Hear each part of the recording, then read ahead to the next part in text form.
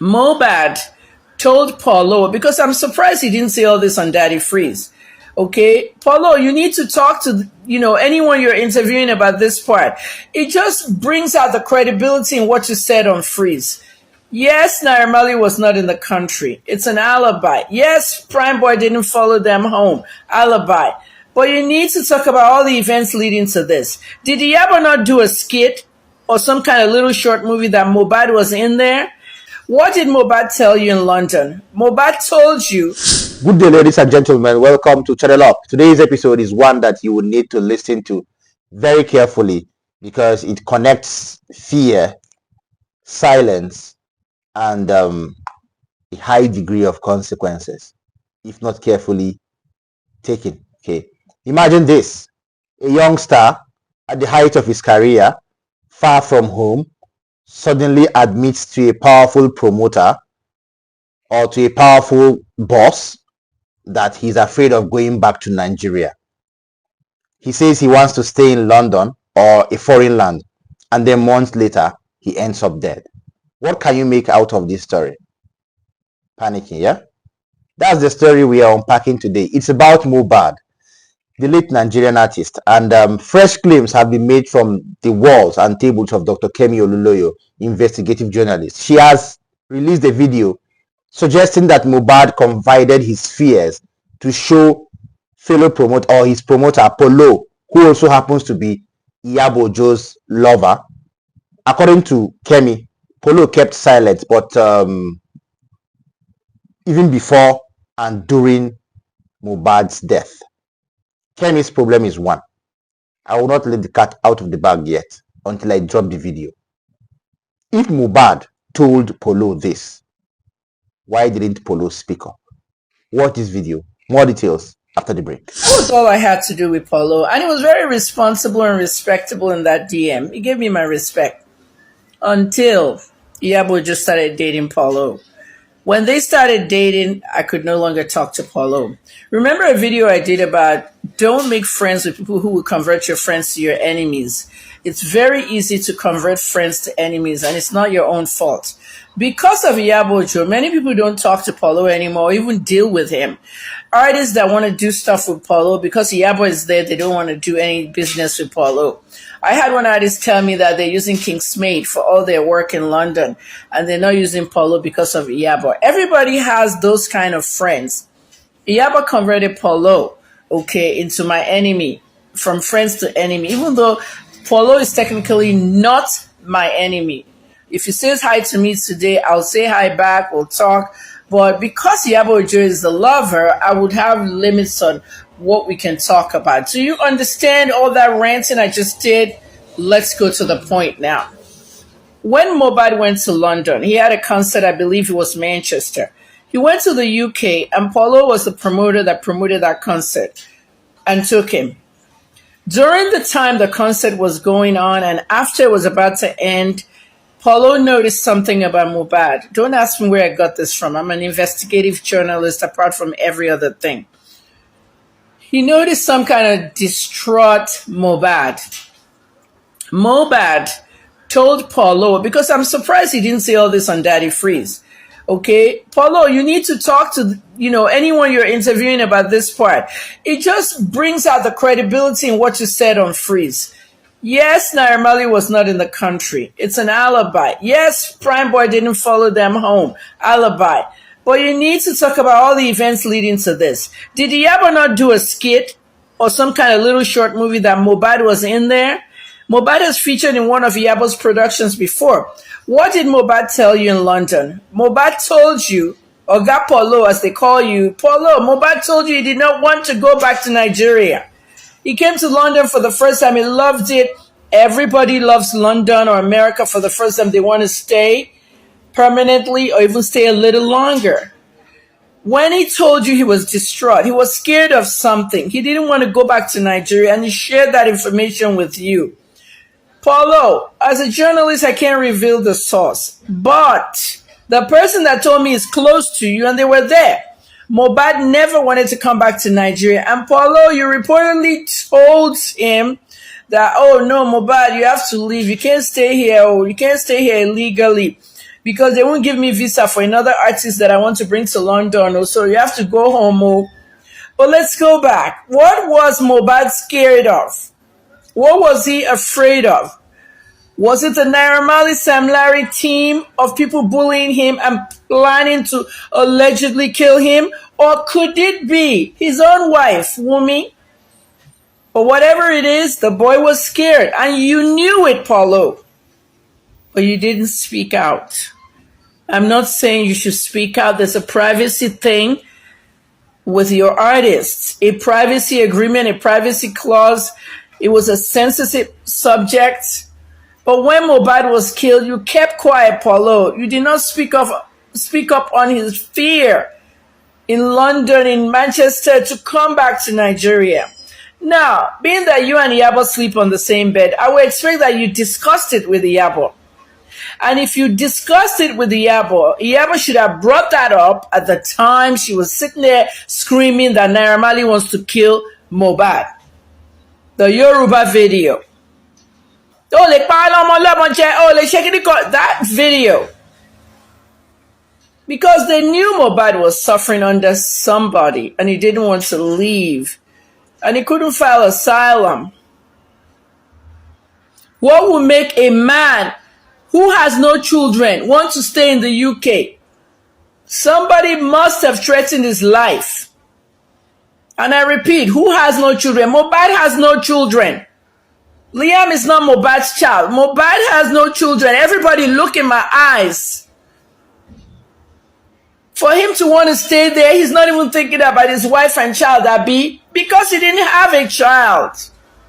And he had a horrible wife. There was an orchestrated plan to harm Mohbad.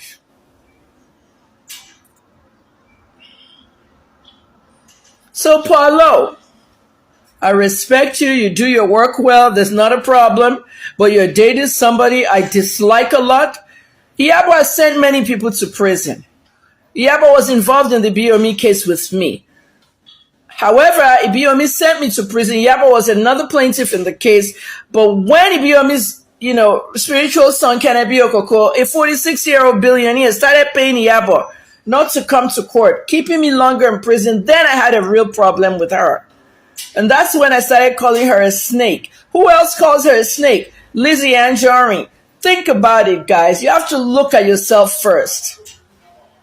When I had fights in my house with my siblings, my mom, my dad, and everything, I looked at myself first and I saw what it is that they didn't like. Some people are unique. They're the star of the family. They're the breadwinners. They're the one that pays all the school fees. They're the ones that do this and do that. But once you stop doing that, you become the black sheep of the family.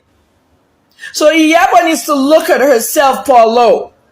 You dating Iyabo, we have no control over it. But you're dating a handful. Somebody who is enemies with almost everybody known to man.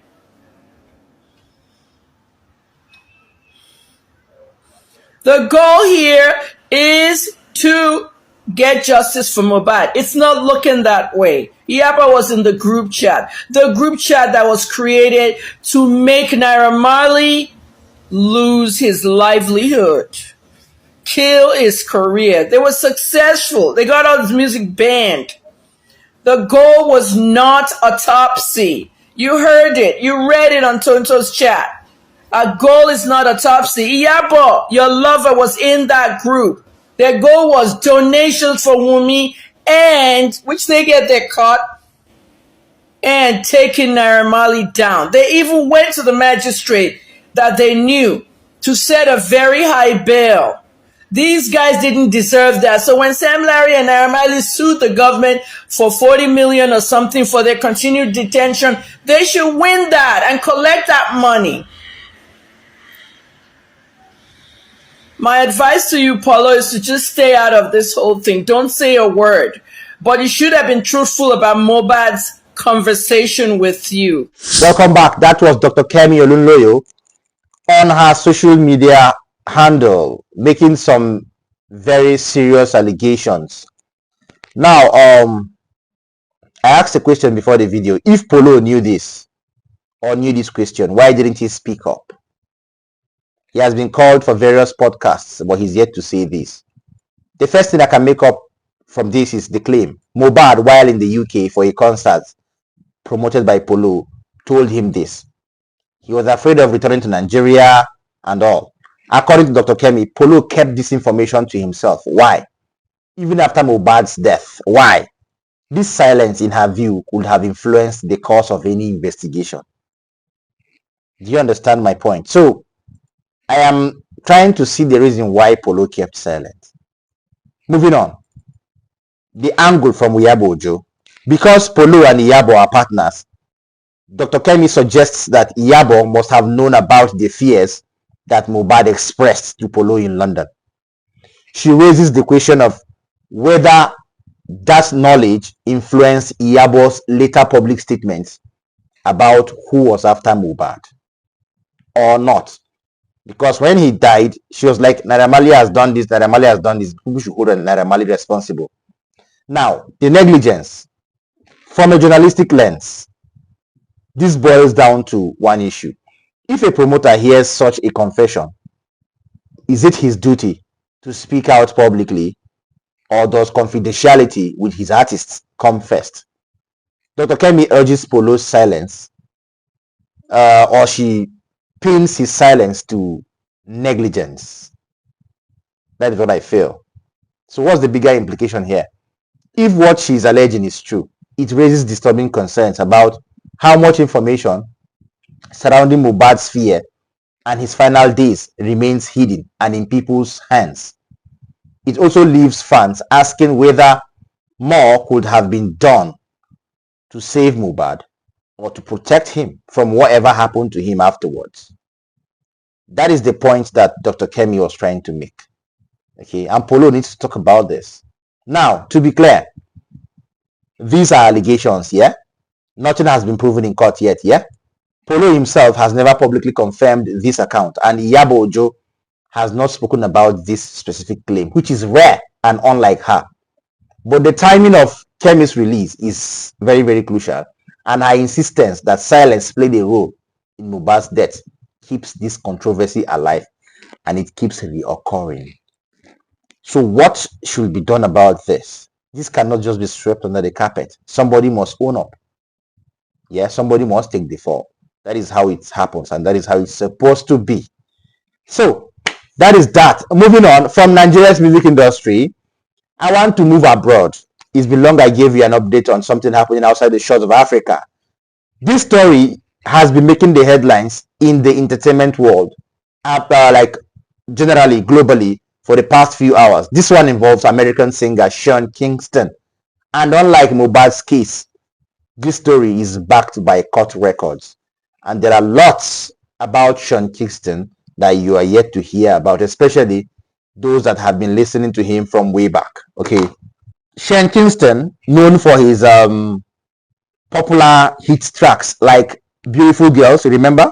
When he was like, Beautiful Girls, that song, yeah? Now, he was arrested earlier this year after a police raid at his Florida mansion. Reports from BBC and CNN confirmed that he faced multiple charges, including fraud and theft. According to prosecutors, Kingston and his mother were accused of orchestrating and masterminding schemes where they acquired luxury goods and services without making full payments. Now, Yahoo be that too. Court documents revealed unpaid items worth hundreds of thousands of dollars, US dollars, from high-end watches to luxury furniture and all the likes. In July 2025, last month, Kingston was officially convicted on several counts of fraud, while sentencing details are still developing. American outlets have reported that he could be facing years in prison because right now, news reaching us is saying he has been convicted.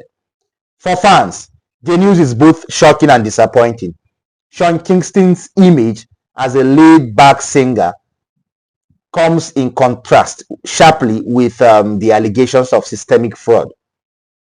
This is another reminder that fame often hides financial and personal struggles. Trust me. We all never knew what Kingston was passing through for a very long time now, until the court indictment details came up a few days ago, right? So I feel sad for Sean Kingston for abruptly ending his career in this shocking and in this shameful way. He may continue after his jail term, no one knows. So we've looked at two very different stories. One, a Nigerian tragedy with fresh allegations of silence and negligence. The other, an international celebrity and his downfall from grace to grass. And it has ended in the courtroom, maybe in a prison yard. All right. So here is my opinion. Both stories show how much the truth can be delayed but not denied. Whether it is through silence in Mohbad's case or through deception in the case of Sean Kingston and his mom. In both situations, lives and reputations have been changed forever. But the question I leave you with is this. In an industry built on glamour and performance, high-class performance, how much do we really know about what happens behind the scenes, behind closed doors? And how many more secrets are yet to come out? How many more secrets are yet to be let bare? If you found this episode insightful, make sure to subscribe to Channel Up, your most preferred channel, hit the notification bell, and share this video so more people can join the convo. I'm your host, Angelo, and this has been another edition of Channel Up. Stay sharp, stay curious, put your head above water. See you next time. Peace out.